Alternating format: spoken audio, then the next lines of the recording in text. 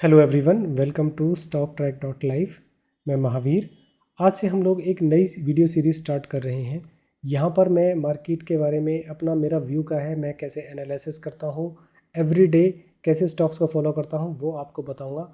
आगे बढ़ने से पहले आपको बता दूँ कि मैं स्मार्ट मनी कॉन्सेप्ट और डिमांड एंड सप्लाई थ्योरी को फॉलो करता हूँ, तो जिसमें हम लोग किसी इंडिकेटर का यूज़ नहीं करते हैं। कैंडल स्टिक्स को रीड करके प्राइस सेक्शन को निकालते हैं। डिमांड एंड सप्लाई की थ्योरी में हम लोग डिमांड एंड सप्लाई को डिफरेंट यानी कि मल्टीपल टाइम फ्रेम पर एनालिसिस करके मार्किंग करने के बाद में प्रॉपर एंट्री, स्टॉप लॉस और टारगेट लगाते हैं। अगर ये आपको सीखना है फ्री में तो आप GTF यूट्यूब चैनल पे जा सकते हैं, वहाँ पर सीख सकते हैं।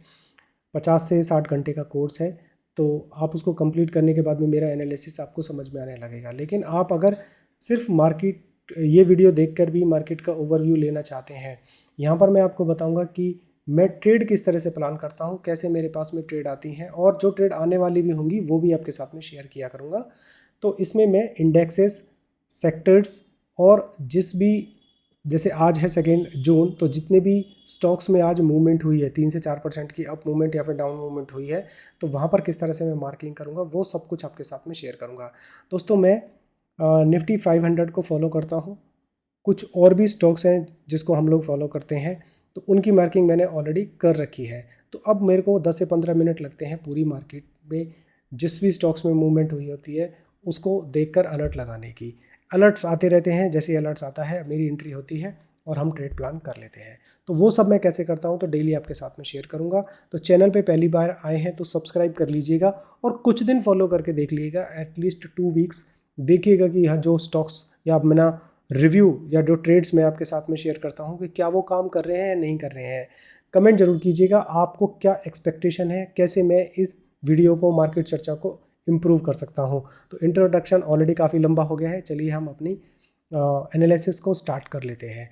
देखिए, सबसे पहले इंडेक्सेस की बात करते हैं, निफ्टी 50 और बैंक निफ्टी की बात करते हैं। मैं हूँ निफ्टी 50 पे। निफ्टी 50 पे अगर मैं जाता हूँ वीकली के टाइम फ्रेम पे, तो बड़े टाइम फ्रेम से आप पहले थोड़ा सा एनालिसिस समझ लीजिए कि मार्केट में अभी हो क्या रहा है, फिर छोटे टाइम फ्रेम पे जाकर हम लोग देखते हैं कि वहाँ पर कुछ ट्रेड प्लान हो रही है नहीं हो रही है। आप क्लियरली देख रहे हैं कि ये एक क्वार्टर के डिमांड जोन में प्राइस पहले डाउन आया था, फिर वहाँ से काफ़ी स्ट्रांगली अप मूवमेंट आई थी, लेकिन यहाँ पर एक जो ये सेलिंग जोन बना हुआ है वीकली का, ये वाला, यहाँ पर आकर प्राइस जो है वो स्टक हो गया है और उसके बाद में ही प्राइस जो है वहीं पर ही मूवमेंट हो रही है अप और डाउन। देखिए, मैं कभी भी 5 मिनट, 10 मिनट या आधा घंटे की ट्रेड के लिए आपके साथ में कभी चर्चा नहीं करूंगा। हमेशा हम लोग बड़े टाइम फ्रेम पे देखेंगे। अगर डेली 240 या फिर 150, सॉरी 125 के टाइम फ्रेम पर कोई ट्रेड अगर मुझे निफ्टी 50, बैंक निफ्टी में मिलती है तो मैं प्लान करता हूँ। छोटे टाइम फ्रेम पे तो हम सिर्फ स्कैल्पिंग करते हैं, फटाफट से प्राइस आया और हमने फटाफट से कुछ पॉइंट लेके निकाल दिया। वो भी किस तरह से करते हैं वो भी आपके साथ में शेयर करूंगा। अब यहाँ से मुझे एक ओवरऑल व्यू मिल गया है कि मार्केट अभी यहीं पर ही मूवमेंट चल रही है, लेकिन जो अभी अच्छा जो इसमें जोन है वो है 22,850 पर। यहाँ पर हम लोग इन्वेस्टमेंट प्लान कर सकते हैं, ठीक है। वो भी मैं आपको बताऊंगा, टेलीग्राम चैनल को ज्वाइन कर लेना, वहाँ पर तो मैं बताता ही रहता हूँ। तो ETF हमको यहाँ बाय करने हैं अगर आप ओवरऑल निफ्टी 50 के ऊपर में लगा रहे हैं, इन्वेस्ट करना चाहते हैं, तो वो मैंने लगाया हुआ है। एग्जिट होता है यहाँ पर। अब मैं जाता हूँ डेली पर। यहाँ से मुझे ओवरऑल पिक्चर मिल गया कि प्राइस में किस तरह से मूवमेंट हो रही थी। यहाँ पर एक जोन बना हुआ था, वहाँ पर टकरा कर प्राइस नीचे आ गया है और अभी प्राइस अप जाने की कोशिश कर रहा है लेकिन नहीं जा पा रहा है और दो बहुत अच्छी कैंडल बन गई हैं। अब आपको मार्किंग करना है, वो मार्किंग कीजिएगा। देखिए, मैंने अलर्ट ऑलरेडी यहाँ पर लगाया हुआ है। यहाँ पर डेली का एक सेलिंग जोन बना हुआ है, तो जब कभी भी प्राइस यहाँ पर आएगा तो मैं यहाँ पर पुट बाय करके यहाँ पर जो तो यहाँ पर मैं सेलिंग प्लान करूँगा। तो ये मेरी एक ट्रेड प्लान हो गई है निफ्टी 50 में। नीचे मैं आपको ऑलरेडी शेयर कर दिया है यहाँ पर, लेकिन ये बहुत बड़ी रेंज है तो यहाँ पर मैं ऑप्शंस को प्ले नहीं करता हूँ। रेंज अगर मेरे को छोटी मिलती है तो ही मैं प्लान करता हूँ। अब चलते हैं बैंक निफ्टी के ऊपर में। यहाँ पर भी सेम स्ट्रक्चर है। अगर मैं वीकली पे जाता हूँ तो आप देख रहे हैं कि बहुत बड़े टाइम फ्रेम पे टकराने के बाद में मार्केट में काफ़ी अच्छा उछाल आया। अब नीचे की तरफ आकर कंसोलिडेशन चल रहा है। नीचे जो जोन बना हुआ है वो निफ्टी 50 के साथ में ही बना हुआ है, तो ये स्टार्ट होता है 51,775 के आसपास में। तो ये बहुत बढ़िया सपोर्ट है। तो इट मीन्स कि नीचे मेरे पास में सपोर्ट है। अब जब प्राइस यहाँ से नीचे जा रहा था तो सपोर्ट यहाँ पर था, अब मेरे पास में सपोर्ट यहाँ पर है। तो जब कभी भी प्राइस यहाँ पर आएगा तो इन्वेस्टमेंट प्लान की जाएगी, ट्रेडिंग नहीं की जाएगी। छोटे टाइम फ्रेम पे चलते हैं। डेली पे अगर आप जाते हैं तो यहाँ पर आप क्लियरली देख पा रहे हैं कि यहाँ पर भी एक सपोर्ट तो है, लेकिन मैं ऐसे सपोर्ट पे कभी भी प्लान नहीं करता हूँ। तो यहाँ पर भी अगर और छोटे टाइम फ्रेम पे अगर मैं जाके देखता हूँ तो यहाँ पर भी प्राइस ना धीरे धीरे करके नीचे आ रहा है। डेली पर एक अच्छा नहीं है। ऊपर मैंने एक यहाँ पर अलर्ट लगाया हुआ है, तो यहाँ पर एक मेरे पास में जोन है, तो इस जोन को मैं प्ले करूँगा, यहाँ पर मैं पुट बाय करूँगा। ठीक है, तो कोशिश तो मेरी थी कि प्राइस यहाँ तक आए, लेकिन यहाँ नहीं आया था, उससे पहले ही इसमें डाउन मूवमेंट स्टार्ट हो गया था। अब देखिए सपोर्ट तो यहाँ पर भी बनी हुई है, तभी प्राइस में अप मूवमेंट आई है, लेकिन ये ऐसे में मैं प्लान नहीं करता हूँ क्योंकि रेंज बहुत बड़ी हो जाती है। हाँ, अगर और ये थोड़ा नीचे आ जाता तो शायद मैं इसमें ऑप्शन प्ले कर सकता था, तो लेकिन इस टाइम पे मुझको बस एक ओवरऑल पिक्चर मिल गई, तो बैंक निफ्टी और निफ्टी में क्या हो रहा है तो वो मैंने चेक कर लिया। अब हम क्विकली बाकी सभी टाइम फ्रेम पे जाके और इंडेक्सेस को हम लोग प्लान कर सकते हैं। आप देख रहे हैं कि लार्ज और मिड कैप में एक सेलिंग जोन से टकरा कर मतलब 2 बार वहाँ पर टच हो चुका है और नीचे आने के बाद में आज ग्रीन कैंडल बन चुकी है। तो यहाँ पर ये वाला जो जोन है ना, ये एक सेलिंग जोन का काम करेगा, रोकेगा। लेकिन अब क्योंकि ये एक पुराना एक सेलिंग जोन बना हुआ था, वहाँ पर 2 बार टकराया है, तो तीसरी बार में आई होप कि ये पार हो जाना चाहिए। लेकिन ये काफ़ी स्ट्रॉन्ग कैंडल बनी है, तो हो सकता है यहाँ पर कुछ दिन कंसोलिडेशन हो। तो अब स्मॉल कैप पे जाते हैं। देखिए स्मॉल कैप जो है वो ऑल टाइम हिट करने वाला है और उस तरफ अग्रसर है। यहाँ पर भी सेम वही हो रहा है कि यहाँ पर एक वीकली का सेलिंग जोन था, उसको टच किया, हल्का सा नीचे आया, अब जाने की कोशिश की, 2 काफ़ी स्ट्रॉन्ग कैंडल बनने के बाद में प्राइस नीचे आ गया। तो अब मुझे लग रहा है कि अब की बार में जब स्मॉल कैप का इंडेक्स जो है वो इनको ऊपर की तरफ जाएगा तो उसको पार कर देगा। ठीक है, तो अब तीनों में जो 3 है स्मॉल कैप के इंडेक्सेस, उसमें सभी में सेम ही पिक्चर बन रही है, तो सभी को देखने की ज़रूरत नहीं है। हाँ दोस्तों, मिड कैप आप ज़रूर देखिएगा क्योंकि ये ऑलरेडी ऑल टाइम हाई लगा चुका है, सारे रेजिस्टेंस को तोड़ चुका है, तो इसमें अप मूवमेंट है। लेकिन फिर वही बात है कि 2 दिन में गिरावट रही थी, तो सेलिंग का प्रेशर था बहुत बढ़िया। यहाँ पर 2 कैंडल्स बनी हुई हैं, तो डेफिनेटली ये वाला जो है सेलिंग जोन बन गया है, यहाँ पर रुकावट करेगा, ये ऊपर जल्दी से जाने नहीं देगा, तो थोड़ा सा वेट करने पड़ेगा इसको पार करने के लिए। तो मिड कैप के तीनों इंडेक्सेस में सेम पिक्चर है। हम जाते हैं पीएससी में। देखिए पीएससी जो है वो बहुत बड़े टाइम फ्रेम के सेलिंग जोन को टकरा कर नीचे आया है। तो दोस्तों पीएससी के किसी स्टॉक में जो इस इंडेक्सेस के अंदर में आते हैं उसमें ट्रेड को अभी कोई प्लान नहीं करना है। किसी में बहुत बड़े टाइम फ्रेम यानी कि एटलीस्ट मंथली पे कोई ट्रेड अगर निकल के आएगी तो ही हम प्लान करेंगे। तो अभी पीएससी में कोई भी ट्रेड या फिर इन्वेस्टमेंट को अवॉइड करना है। ऑटो में भी यही प्रॉब्लम हो रही है कि मंथली के सेलिंग जोन को टकराने के बाद में नीचे एक डिमांड जोन बना था, अब आज एक अच्छा खासा ग्रीन कैंडल बन गया है, तो इसको भी अभी अवॉइड कर लेंगे। लेकिन इससे रिलेटेड जो स्टॉक है उसके बारे में भी मैं बताऊंगा। दोस्तों वीडियो आज थोड़ी सी लंबी होगी, लेकिन कल से हमारा प्रोस्पेक्टिव रहेगा। वीडियो थोड़ी सी लंबी होगी लेकिन कल से तो ये छोटी हो जाएगी, तो प्लीज़ मेरे साथ में बियर कीजिएगा और देखिएगा, पूरी ओवरऑल पिक्चर को कंसिडर कीजिएगा। दोस्तों वीडियो थोड़ी सी लंबी हो रही है क्योंकि आज पहला दिन है, लेकिन कल हम इसमें ज़्यादा टाइम नहीं लगाएंगे क्योंकि अब उसके बाद तो हमें एक ओवरऑल पिक्चर मिल चुकी होगी। तो एनर्जी में भी सेम हालत हुई है। देखिए इसमें एक क्वार्टर के सेलिंग जोन को टच किया है, तो अब जो भी इस एनर्जी से रिलेटेड स्टॉक्स हैं जैसे कि रिलायंस है, बीपीसीएल है, आईओसीएल है, उसमें अभी कोई ट्रेड प्लान नहीं करना है। वहाँ पर कोई अगर पिक्चर बन रही होगी बड़े टाइम फ्रेम पे, वो भी मैं आपको बताने वाला हूँ इस वीडियो में, तो वहाँ पर हम लोग इन्वेस्टमेंट या फिर ट्रेडिंग का प्लान करेंगे। ऑयल एंड गैस में भी बहुत गिरावट हुई थी, इसको भी अभी अवॉइड करना है। लेकिन अभी इसमें एक अच्छी बात है कि ये एक बड़े टाइम फ्रेम के जोन से रिएक्ट कर रहा है। ऊपर जाकर सेलिंग जोन हुआ था, लेकिन अब देखिए ऑयल एंड गैस और एनर्जी में डिफरेंसेस है। और एनर्जी में सेलिंग जोन को टकराने के बाद में प्राइस नीचे आया है, ये हायर टाइम फ्रेम के बाइंग जोन को टकराने के बाद में ऊपर चल रहा है। तो इसमें हम लोग ट्रेडिंग प्लान करेंगे जो छोटे टाइम फ्रेम पे भी अगर कोई मिलेगी, इससे रिलेटेड कोई भी स्टॉक होगा, तो इस चीज़ को थोड़ा सा ध्यान में रखना है। फार्मा ऑल टाइम हाई से नीचे चल रहा है, आज डेली का सपोर्ट था, तो इसको और जाने की उम्मीद तो नहीं थी। वीकली का यहाँ पर है, तो इसमें भी अभी कुछ खास नहीं है। दोस्तों मीडिया एक ऐसा सेक्टर है जिसमें हमें बहुत ज़्यादा फोकस करना है क्योंकि ये बहुत ज़्यादा डाउन है। अगर आप देखेंगे, अगर मैं मंथली की कैंडल पे आता हूँ तो आप क्लियरली देख पा रहे हैं कि ये कितना डाउन जा चुका है। तो इसमें इन्वेस्टमेंट की भरपूर अपॉर्चुनिटी है। तो इनके स्टॉक्स हैं जैसे कि ज़ील है, सन टीवी है, सारेगामा का वीडियो मैंने ऑलरेडी डाला था और वो तो रिएक्ट कर चुका है, ठीक है। और सबसे बड़ा जो स्टॉक है वो है नेटवर्क 18, वो बहुत ज़्यादा नीचे है, उसमें मेरी इन्वेस्टमेंट चल रही है। मैं थोड़ा लॉस में हूँ, लेकिन मैंने उसमें ऑलरेडी थोड़ा सा उसको, और मैंने इन्वेस्टमेंट करने के बाद में थोड़ा सा कम ले आया हूँ प्राइस को, लेकिन मुझे उम्मीद है आने वाले टाइम में वो अच्छा रिकवरी दे सकता है। तो मीडिया के स्टॉक्स को हमें फॉलो करना है। तो इसको तो डेली पे देखने की ज़रूरत नहीं है, हमें वीकली पे इस पर रिव्यू करना चाहिए कि अभी इसमें क्या हो रहा है, ठीक है। अब हम चलते हैं फिन निफ्टी। फिन निफ्टी जो है वो भी एक बड़े टाइम फ्रेम के जोन से चल रहा है, तो ये तो बुलिश ही है।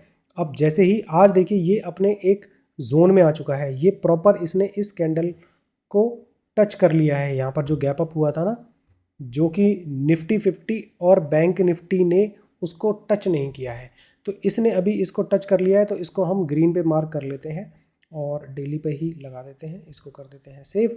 तो अब ये बुलिश हो चुका है। तो फिन निफ्टी से रिलेटेड जो भी स्टॉक्स होंगे उनके बारे में हम लोग बात करेंगे, देखेंगे कि कोई अपॉर्चुनिटी है या नहीं है। और आईटी दोस्तों, ये तो एक मज़ेदार चीज़ रही है। आज मैंने सीएनबीसी का एक रील देखा था वीडियो बनाने से पहले, फीड में आते रहते हैं क्योंकि मैं उससे रिलेटेड हम बातें करते हैं तो फीड तो आती रहती है दोस्तों। बस आज मतलब 2 दिन से जब ये पॉजिटिव हो गया है तब से इसके बारे में इतनी नेगेटिव थी कि एआई इसको ले डूबेगा, ये हो जाएगा, वो हो जाएगा, फलाना ढिमकाना, पता नहीं क्या है। और आज भी मैंने वो पूरा रील देखा था, मैडम पता नहीं कहाँ कहाँ से कौन कौन से एनालिसिस और नंबर्स लेके बात कर रही थी। लेकिन आपको मैं एक बात बताना चाहूँगा, मैंने ये शेयर नहीं किया था, मेरी विप्रो टीसीएस में ऑलरेडी एंट्री हो चुकी थी, परसों ही हुई थी, मतलब कि परसों तो मतलब कि फ्राइडे को ऑलरेडी एंट्री हो चुकी थी। अब मैं ऑलरेडी टीसीएस में 7.5% अप में चल रहा हूँ। एंट्री मेरी यहीं कहीं हुई थी क्योंकि वो बड़े टाइम फ्रेम के जोन से टकरा चुका है, ईयरली से टकरा चुका है, ठीक है। इन्फोसिस में आज वीकली जोन से टकराया था, सेलिंग जोन को, तो उसमें तो एंट्री नहीं बनती थी, लेकिन टीसीएस में बनी थी। विप्रो में मैं ऑलरेडी बुलिश था, ठीक है। कोफोर्ज में ऑलरेडी बुलिश था, तो वो तो रुक ही नहीं रहे हैं, उन्हीं की वजह से ही सब कुछ नीचे जा रहा था। लेकिन अब सपोर्ट जोन में आ गए हैं। यार एआई क्या करेगा यार, एआई टेक्नोलॉजी एक नया बंदा, मतलब एक जो छोटा बंदा है, मैं एआई का बहुत यूज़ करता हूँ, ठीक है, अपने कंटेंट बनाने के लिए। और भी मैं काफ़ी सारे कोर्सेज बनाता हूँ तो वहाँ पर भी मैं बहुत सारा डालता हूँ। तो क्या एआई का यूज़ वो बड़ी कंपनियाँ नहीं करेंगी? अगर वहाँ पर डेवलपर कम होंगे तो इससे तो कंपनी का फ़ायदा होगा ना भाई, उनको कम सैलरी देनी पड़ेगी। लेकिन आपको भी पता है कि जब आपको बहुत ज़्यादा यूज़ करना होता है एआई का, तो उसके लिए पैसे देने पड़ते हैं। तो पैसे देने पड़ते हैं तो उसके क्रेडिट्स लेना बाय करना होता है ना, उसके लिए पैसे देने होते हैं। तो जब इतनी ज़्यादा मात्रा में डेवलपर्स को हटा के क्रेडिट्स बाय किए जाएंगे तो उनके लिए भी तो पैसा देना पड़ेगा ना। तो इसका कोई ऐसा ज़्यादा इम्पैक्ट नहीं है, तो इतनी घबराने वाली बात नहीं है। तो हमें सिर्फ टेक्निकल देखना है, और इस बात से कुछ नहीं है कि नीचे जाएगा या ऊपर जाएगा, हमें तो हमारे जोन में आ गया, हमने अपना एंट्री प्लान कर ली, हमें रिजल्ट मिल गया, हमने सेल करके प्रॉफिट हो गया, बाहर निकल गए। इससे ज़्यादा हमें क्या करना है, हमें लेना ही नहीं है कि भैया उसने कितना प्रॉफिट कमाया कितना नहीं किया, हमें तो अपने में नज़र रखनी है। तो इस बात का आप स्पेशली ध्यान रखेंगे। अच्छा, रियलिटी में मैं अभी बुलिश हूँ। अच्छा, रियलिटी में हम कब प्लान करेंगे, यहाँ आज बता दे रहा हूँ। देखिए ये एक जोन बना हुआ है वीकली का, यहाँ पर टकराया, 2 ज़बरदस्त कैंडल बनी।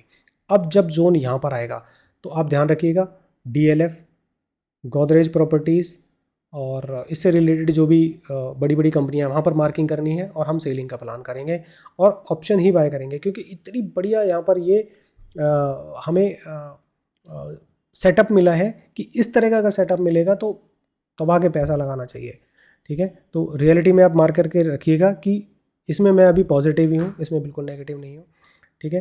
प्राइवेट बैंक भी सपोर्ट जोन में आ गई हैं, नीचे सेलिंग जोन बाइंग जोन बना हुआ है। लेट्स सी कि उसमें क्या होगा। अब बैंक निफ्टी की बात कर चुके हैं। एफएमसीजी दोस्तों, एफएमसीजी में भी काफ़ी स्कोप है। देखिए सेलिंग जोन में टकराने के बाद में आज थोड़ा सा सपोर्ट लिया है, अब थोड़ा सा वेट कीजिएगा। देखिए आईटीसी और कोलगेट कोलपाल पर आपको नज़र रखनी है, थोड़ा वेट कीजिएगा। अगर ये यहाँ पर आता है फिर हम लोग देखेंगे आईटीसी, कोलपाल, ब्रिटेनिया कहाँ पर हैं, इसके बारे में भी बात करेंगे। देखिए वीडियो लंबा हो रहा है तो वो तो होगा ही, क्योंकि आज ज़्यादा टाइम लगेगा, कल तो नहीं लगेगा। तो FMCG पे हम लोग नज़र रखेंगे, निफ्टी 50 की बात कर सकते हैं। PSU bank weekly demand zone में है। इसके सारे स्टॉक्स बहुत ही बढ़िया पोजीशन पे हैं एंट्री करने के लिए, उसके बारे में भी आपको बताऊंगा। मेटल ऑल टाइम हाई चल रहा है, तो उसमें तो वेट करना है भैया, नीचे आए तभी कुछ बाय करेंगे।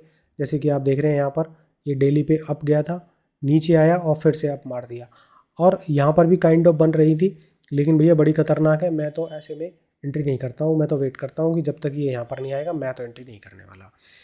ठीक है, स्टॉक्स में कहीं देखेंगे कुछ मिलेगा तो। अब हम चलते हैं one by one bank Nifty के स्टॉक्स में। AU स्मॉल कैप, अच्छा मेरा तरीका क्या होता है देखने का, क्योंकि मैं तो डेली करता रहता हूँ, तो मैं तो इसको शॉर्ट कर लेता हूँ कि जिसमें असेंडिंग डिसेंडिंग ऑर्डर में चेंजेस कितना हुआ है। अब एक्सिस बैंक में चेंज हुआ है तो मैं एक्सिस बैंक को देखूंगा। तो आप क्लियरली देख पा रहे हैं कि दो बड़ी बड़ी कैंडल बनी हुई थी, डेली का एक जोन बना हुआ था, लेकिन जोन काफ़ी लंबा है, इसलिए मैंने इसमें ट्रेड प्लान नहीं किया। ये रेड कैंडल अगर यहाँ होती तो हो सकता है मैं प्लान कर लेता। अब ये इतना बड़ा जोन है तो मैं इसको कहाँ प्ले करूँगा, तो इसको भी हम लोग अवॉइड ही करेंगे। मैं ऐसे जोन की मार्किंग भी नहीं करता। ICICI बैंक में मैं ऑलरेडी ट्रेड में हूँ, और ये देखिए मैं इसमें अपना 50-50 शेयर्स लेके बैठा हुआ हूँ। ये अच्छा खासा मुझे इसमें प्रॉफिट मिल रहा था, मेरा टारगेट था यहाँ पर, वहाँ तक पहुँचा नहीं, लेकिन ये नीचे आ गया है, तो अब मेरा जो इसमें स्टॉप लॉस है यहाँ लगा हुआ है। आई होप कि ये ना लगे। वैसे मैं स्टॉप लॉस को जहाँ तक है सोच रहा हूँ, आई डोंट नो, आप अपना व्यू बताइएगा अगर आप ऑलरेडी इसके बारे में जानकार हैं, कि मुझे इसको 1175 पे नीचे की तरफ ले जाना चाहिए या यहीं तक वेट करना चाहिए, क्योंकि जो इसका ओरिजिन है वो तो है ये वाला। अब ऐसा ना हो कि कल ये यहाँ पर जाकर मेरा स्टॉप लॉस लेके जैसे अनंतराज में हुआ था और ये ऊपर चला जाए। तो लेट अस सी, अब कल मैं इसके बारे में सोचूंगा, क्योंकि बैंक निफ्टी एक पोजीशन में आ गया है और ये इसने भी अभी जो है ना वीकली का सपोर्ट ले लिया है। तो लेट अस सी अभी क्या होता है। अच्छा, येस बैंक के बारे में हम बाद में बात करेंगे जब इसमें अप मूवमेंट होगी, अभी इनको सबको छोड़ देते हैं। इसके बाद सीधा फेडरल बैंक पे चलते हैं। देखिए इसमें कोई ट्रेड नहीं है। इंडसइंड बैंक में चलते हैं, इसमें भी कोई ट्रेड नहीं है। ट्रेड हम कब प्लान करते हैं, जब मुझे लॉन्ग बढ़िया अच्छी कैंडल्स मिलती हैं, चाहे रेड हो चाहे ग्रीन हो। अब यहाँ पर जैसे कि ये दो रेड कैंडल बनी थी और ये एकदम नीचे की तरफ आया था, तो यहाँ पर मैं एक सेलिंग का प्लान कर सकता हूँ इसमें। अब ये हो गया डेली का सेलिंग प्लान। अब मैं 30 पे जाके देखता हूँ, तो कोई अच्छा नहीं मिल रहा है, क्योंकि ये मैं सब कुछ देख चुका हूँ, इसलिए मैं आपके साथ में शेयर नहीं कर रहा हूँ। तो ऐसी कोई प्लानिंग अगर होगी तो मैं आपके साथ में शेयर करूँगा, जैसे मैंने आपको रियलिटी में बताया था। बैंक निफ्टी के बाद में हम लोग चलते हैं FNO पर नहीं चलते हैं हम लोग, हम चलते हैं मीडिया पे, देख लेते हैं मीडिया में आज जील में क्या हुआ है। ठीक है जी, जील में देख लेते हैं। जील बड़े टाइम फ्रेम से चल रहा है, इन्वेस्टमेंट के लिए रेडी है। मैंने ऑलरेडी यहाँ पर अलर्ट लगा रखा है, तो अप मूवमेंट हो रखी है, आगे चल रहा है, अभी रेसिस्टेंस पे रुका हुआ है। तो इसमें अगर ट्रेडिंग करनी है तो ट्रेडिंग के लिए मेरी एंट्री रहेगी इसमें 86 पे, क्योंकि देख रहे हैं आप मैंने अलर्ट लगाया हुआ है, तो डेफिनेटली मैं इसमें ट्रेड प्लान करूँगा। इन्वेस्टमेंट मेरी जील में अभी नहीं है, और सारेगामा में मैं ऑलरेडी इन्वेस्टमेंट को ख़त्म कर चुका हूँ। इन्वेस्टमेंट मतलब मैंने ट्रेडिंग कर रखी थी, और मैंने आपके साथ में शेयर किया था कि इसमें बूम आएगा, और अभी भी इसमें अपॉर्चुनिटी है, लेकिन ट्रेडिंग के लिए नहीं है। वापस से नीचे यहाँ पर आएगा तो हम कहीं 410 के आसपास में प्लान करेंगे। इसके बाद में टिप्स म्यूज़िक में जाते हैं। टिप्स म्यूज़िक में भी अभी कुछ नहीं है, अलर्ट लगाने की भी ज़रूरत नहीं है, क्योंकि नीचे कोई खास सपोर्ट मुझे दिखाई नहीं दे रही है। हाथवे केबल्स से अभी दूर रहना है, अभी जब तक ये अच्छे से मुझे लोअर लोज की तरह हायर हाइज बनना स्टार्ट ना हो जाए। आप देख रहे हैं ना इसमें डाउन मूवमेंट हो रही है, यहाँ पर आया है, ये सेलिंग जोन से टकरा के नीचे आ गया है। अब ये कहीं भी 14-15 के आसपास में, 15 पे कहीं जाके क्लोजिंग होगा, उसके बाद में रिट्रेसमेंट आएगी, तब कहीं हम इसमें प्लान करेंगे। आज के लिए तो भूल जाइए, मैं तो इससे बहुत दूर हूँ। मीडिया को छोड़ने के बाद में हम लोग आते हैं मेटल पे, इसको भी करते हैं शॉर्ट। जिंदल स्टेनलेस स्टील, देखिए यहाँ पर अभी कुछ भी मूवमेंट अच्छी नहीं है, और APL अपोलो में कुछ ट्रेड बन रही थी, लेकिन मैं इसमें क्योंकि ये जो डिस्ट्रीब्यूशन हो रखा है ना, छोटी छोटी कैंडल्स बन रही हैं, इसकी जगह अगर 2-3 कैंडल होती तो डेफिनेटली प्लान करता, तो मैंने ये नहीं लिया है। हो सकता है यहीं से ही अप मूवमेंट स्टार्ट हो जाए, but I am waiting for that zone. This starts from the 1630, यहाँ से स्टार्ट होगा, इसके बाद में हम लोग इसमें प्लान करेंगे। अगर उस टाइम पे क्या सिचुएशन रहेगी। ठीक है, वेदांता तो भैया ऑल टाइम हाई पे चल रहा है, तो इसमें डेली की एक सपोर्ट बनी हुई है, तो यहाँ पर एक प्लान की जा सकती थी। आज की रेट में ऑलरेडी जोन में है ये दोस्तों, मेरे से थोड़ा सा मिस हो गया है, मैंने अभी देखा है। तो यहाँ पर ये ऑलरेडी प्राइस में है, तो हल्की सी मूवमेंट इसमें देखने को मिल सकती है। 348 350 तक का टारगेट या फिर और इसे छोटा सा टारगेट देख के इसमें से एग्जिट किया जा सकता है 348 का, इसको आप नोट कर सकते हैं। और इसमें जो स्टॉप लॉस है, स्टॉप लॉस थोड़ा सा नीचे रखने की कोशिश कीजिएगा, एटलीस्ट यहाँ पर 320 के आसपास में। तो वेदांता में तो एक छोटी ट्रेड बन रही है, इसको आप प्लान कर सकते हैं। ठीक है, अब हम सीधे चले जाते हैं एनएमडीसी पे। एनएमडीसी ने तो टॉप कैंडल बना दी हैं। 240 पे जाके देखते हैं, कुछ नहीं मिला। 125 पे जाके देखते हैं, तो 125 पे मुझे मिल रही है, तो यहाँ पर मैं अलर्ट लगा देता हूँ। डन की वेबसाइट पर हूँ, राइट क्लिक करके इस तरह से हम लोग अलर्ट लगा देते हैं। अब यहाँ पर जब अलर्ट आएगा तो 125 की कैंडल पे मैं यहाँ पर ट्रेड प्लान करूँगा, लेकिन इसकी भी रेंज मेरे अकॉर्डिंगली इंट्राडे के लिए ज़्यादा है। अगर प्राइस आएगा 88.4 पर तो ही मैं प्लान करूँगा, इस रेट पे तो मैं नहीं करने वाला, क्योंकि रेंज काफ़ी ज़्यादा है इंट्राडे के लिए। ठीक है, ये याद रखेंगे। अब हम वापस से वन डे पे कर लेते हैं और चले जाते हैं। मिड कैप की ज़रूरत नहीं है, निफ्टी 50 की ज़रूरत नहीं है, ऑटो पे देख लेते हैं। ऑटो पे हम लोग भारत फोर्ज पे जाते हैं। इसमें भी अभी कुछ नहीं था, क्योंकि अलर्ट मेरा आया नहीं है, तो इसमें भी आज कुछ नहीं बन रहा है। बजाज ऑटो सबको छोड़ दीजिए फ़िलहाल। एक्साइड या ये स्टॉक है मस्त, इसमें हम लोग इंट्राडे ट्रेड प्लान करेंगे जब कभी भी हमें अपॉर्चुनिटी मिलेगी, क्योंकि ये बड़े टाइम फ्रेम के जोन को टकरा के रिएक्ट कर रहा है। इन जो मैं बात बोल रहा हूँ ना, उसको आप हमेशा नोट कर लीजिएगा। देखिए कितना क्वार्टरली जोन को टच करने के बाद में कितनी बढ़िया बढ़िया कैंडल बनी है, लेकिन अब ये जा रहा है सेलिंग जोन में, तो बिल्कुल भी इसमें ट्रेडिंग प्लान मत कीजिएगा। मैं सेलिंग के बारे में कुछ सोच सकते हैं 417, और एग्ज़िट करेंगे यहाँ पर 435। ये देखते हैं ऑप्शंस में अवेलेबल है या नहीं है। आई थिंक ऑप्शंस इसमें अवेलेबल नहीं है एक्साइड में, तो इंटरडे के लिए आप प्लान कर सकते हैं सेलिंग का। वैसे तो मैं अवॉइड ही करना चाहता हूँ, क्योंकि ये बिल्कुल बॉटम से चल रहा है और ये बहुत ताबड़तोड़ मचाएगा। अगर रिट्रेस करके वापस से यहाँ पर आता है 350 पर, तो डेफिनेटली हम लोग इसमें भरपूर इन्वेस्टमेंट करेंगे। देखिए ऐसी कैंडल आपको कभी भी दिखाई देना, तो बेधड़क हो गया, आप कितना भी पैसा लगा दीजिएगा, इससे जोन बन रहे होंगे। लेकिन ये जोन्स आपको सीखने पड़ेंगे। मैंने बोला ना, जीटीएफ की वेबसाइट पे जाकर आप सीखिए, आपका पूरा मार्केट का कॉन्सेप्ट ही चेंज हो जाएगा सब कुछ। ठीक है, अच्छा एक्साइड ऑप्शंस चेन में अवेलेबल है, तो पुट कर सकते हैं हम लोग, है ना।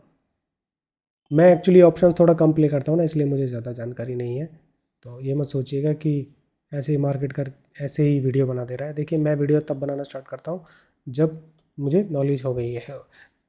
ट्रेडिंग तो मैं बहुत सालों से कर रहा हूँ। ठीक है, अब काफ़ी प्रैक्टिस हो गई है, इसलिए मैंने सब कुछ बनाना स्टार्ट किया है कि आपके साथ में शेयर कर दूँ। तो ठीक है, उससे ज़्यादा मैं कुछ नहीं रखा है अभी ऑटो में। अब हम जाते हैं फार्मा, अच्छा आईटी रह गया, इससे पहले आईटी में चले जाते हैं।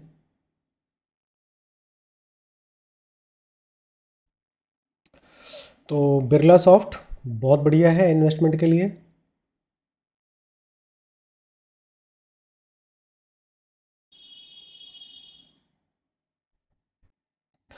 अनफॉर्चुनेटली मेरा इसमें ट्रेड नहीं लगा था, मैंने इसमें ट्रेड यहाँ पर अलर्ट लगाया हुआ था।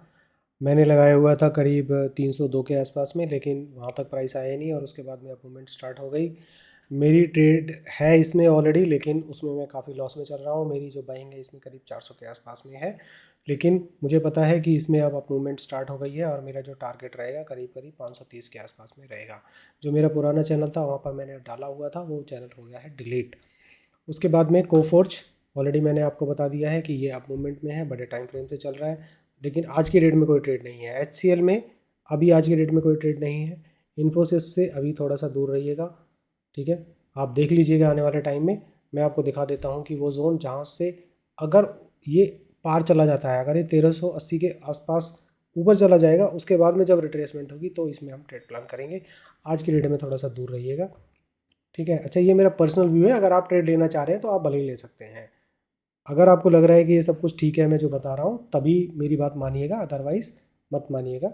बट फॉलो कर लीजिएगा एटलीस्ट फॉर 15 डेज, कि देखिएगा कि जो मैं बता रहा हूँ वो सब कुछ हो रहा है या नहीं हो रहा है। देखिए एम्फेसिस में भी अभी ये सेलिंग जोन में आ गया है, डेली का है, लेकिन ये काफ़ी स्ट्रॉन्ग है।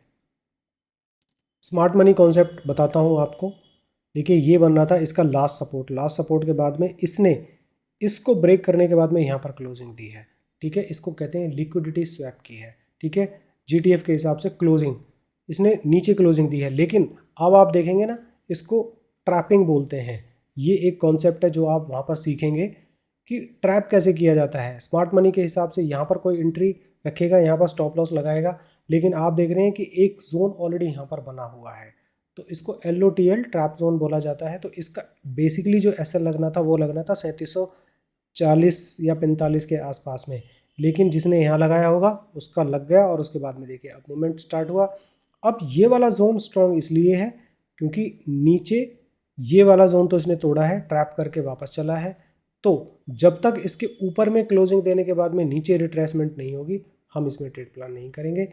एक ट्रेड यहाँ पर भी प्लान की जा सकती है। वो कैसे की जा सकती है, आप देखिए, यहाँ से यहाँ तक ही तो गया है ये, और इसके बीच में इसने इसको ब्रेक कर दिया है। तो ये भी कॉन्सेप्ट है क्लोजिंग का ही।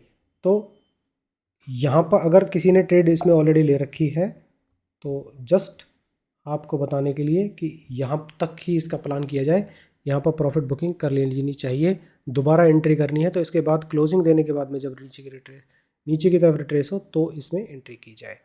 ठीक है, LTM OFSS already up movement में है, वेट करें रिट्रेसमेंट का। अपने अलर्ट को बढ़ा के यहाँ कर देते हैं। परसिस्टेंस ऑलरेडी अप मूवमेंट में है, सारे स्टॉक से अप मूवमेंट में है। हाँ भैया, इसकी बात कर लेते हैं। ये देखिए आपको वीकली जोन ईयरली जोन दिखा देता हूँ तो आपको शायद विश्वास हो जाएगा। ये ईयरली है, 6 मंथ का ये बेस्ट है। ऐसी अगर आपको कहीं भी पिक्चर दिखाई देना तो बेधड़क से इन्वेस्टमेंट कीजिएगा। तो जो फर्स्ट टारगेट जो है वो 3150 के आसपास में देखेंगे, उस टाइम पे क्या रहेगा तब बताऊंगा आपको। तो 3040 3000 के आसपास में रहेगा। ठीक है, टैग महिंद्रा आप चला गया, आप जाने की तो बड़ी बेवकूफ़ी है। मैं तो रिट्रेसमेंट का वेट करूँगा, अपने अलर्ट को बढ़ा के यहाँ कर देते हैं। विप्रो में मैं बना हुआ हूँ क्योंकि ये देखिए ये अभी जोन में ही है, इसमें मेरी ट्रेड ऑलरेडी चल रही है। इसको मैं लॉन्ग टर्म के लिए होल्ड करूँगा। ये ट्रेडिंग नहीं है, इन्वेस्टमेंट है, क्योंकि ऊपर कोई भी सेलिंग जोन नहीं है। सेलिंग जोन कैसे होते हैं, यहाँ पर होते हैं। देखिए ये वीकली है, लेकिन अभी चल तो रहा है हाफ ईयरली से, तो इसका तो कुछ होगा ही नहीं, ये कोई जोन ही नहीं है। यहाँ कहीं जाके 300 के आसपास में कहीं कुछ दिखाई देगा थोड़ा बहुत, अच्छा नहीं है। तो मैंने तो मार्किंग कर रखी है ना, इसलिए मुझे कोई फिक्र ही नहीं है। तो ये मेरी इन्वेस्टमेंट रहेगी। अब क्विकली चलते हैं फार्मा पे। फार्मा में ज़्यादा बात करने के लिए कुछ नहीं है। ठीक है, लोगों ने बढ़िया मस्त इन्वेस्टमेंट किया था जी इसमें, और देखिए क्या हालत हो गई है इसकी। तो अभी वेट कीजिए। मेरे हिसाब से कोई ट्रेडिंग का अगर बात करना है, अलर्ट हमारा लगा हुआ है, जब आएगा तो देखेंगे। 1660 के आसपास में कहीं हम विचार करेंगे इसके बारे में, लेकिन मैं ऐसे स्टॉक से थोड़ा सा दूर ही रहता हूँ। मुझे तो चाहिए जो डिस्काउंट में मिल रहा हो, भरपूर डिस्काउंट है 50-60% पे। ठीक है, पीरामल में एक इंट्राडे ट्रेड निकलेगी यहाँ पर। अच्छा, स्क्रीनशॉट लेके आप मार्किंग कर लेना सीखने के बाद में। ठीक है, यहाँ पर इस तरह से मार्किंग की जाती है डिमांड जोन की। ये होगा मेरा डेली का। ठीक है, बायोकॉन में कुछ नहीं है क्योंकि ये सब मैं देख चुका हूँ ऑलरेडी, और यहाँ पर कुछ ज़्यादा मूवमेंट है नहीं, तो अब इसमें हम ज़्यादा टाइम वेस्ट नहीं करेंगे क्योंकि वीडियो ऑलरेडी बहुत लंबा हो चुका है। अब हम जाएंगे PSU बैंक में। PSU बैंक में आज मूवमेंट हुई है इंडियन बैंक में। नेट भी थोड़ा स्लो चल रहा है तो इसमें भी कुछ नहीं है अभी। ठीक है, सेंट्रल बैंक में आज एंट्री हो सकती है आपकी। ये अपने एक मंथली के जोन में पहुंच गया है, आपको दिखा देता हूं। ठीक है, तो यहाँ से हम लोग इन्वेस्टमेंट इसमें प्लान करना स्टार्ट कर सकते हैं। मैं थोड़ा कंसोलिडेशन ख़त्म होने का वेट करूँगा, उसके बाद इसमें हम प्लान करेंगे। लेकिन इन्वेस्टमेंट के लिए ये स्टॉक रेडी है सेंट्रल बैंक, ठीक है। अच्छा, एसबीआई की बात कर लेते हैं। इसको लोग बहुत बोलते हैं। एसबीआई में कुछ भी नहीं करना है, दूर रहना है, बहुत दूर रहना है। सेलिंग प्लान करनी है, अलर्ट यहाँ पर मैंने लगा दिया। जब कभी भी प्राइस आएगा 1080 पे तो पुट बाय करेंगे, ठीक है। अभी कुछ बाय नहीं करना है। अगर इसको ब्रेक करके नीचे चला जाता है 935 को तो पुट बाय कीजिएगा, लेकिन अपने रिस्क पर, मेरे कहने पर मत कीजिएगा। अगर आपका रिस्क मैनेजमेंट अलाउ करता है, मैं ऑप्शंस बहुत कम प्ले करता हूँ, ठीक है। पीएनबी थोड़ा ऊपर चला गया है, सीन तो इसमें ऐसे ही बनना था, लेकिन स्टिल मैं इसमें अभी ज़्यादा पॉजिटिव नहीं हूँ।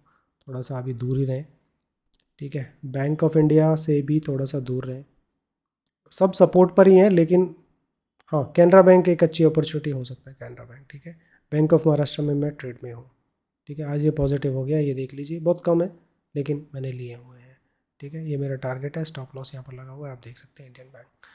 इसके बाद प्राइवेट बैंक में भी हम ऑलरेडी निकल चुके हैं। तो